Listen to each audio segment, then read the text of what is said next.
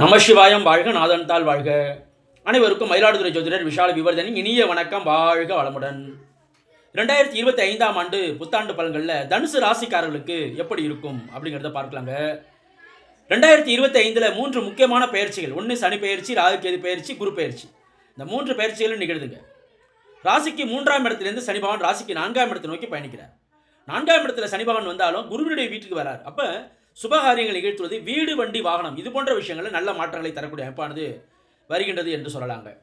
இப்போ 4ஆம் இடத்துல சனி வருவது ஒரு விதத்தில் நல்ல அமைப்பு தான். அர்த்தாஷ்டம் சனி என்று எடுக்க வேண்டிய அவசியம் இல்லை.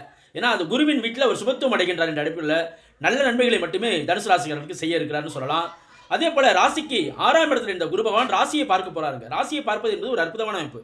ராசி பிரகாசம் அடைய போகின்றது என்ற அமைப்பு. அது ஒரு தெளிவான முடிவு. எல்லாவற்றிலும் ஒரு குழப்பநிலை இருந்தது ஒரு தெளிவான முடிவுக்கு நீங்கள் வரப்போறீங்க. எல்லாவற்றையும் ஒரு நல்ல ஒரு ஸ்திரத்தன்மையான ஒரு முடிவுகள் எடுக்க போறீங்க, நன்மைகளை பெற போறீங்க அப்படிங்கிற பாயிண்ட் வந்துருங்க. ராசிக்கு நேர் 7ஆம் இடத்துல வந்து ராசியை பார்க்க போகின்றார்.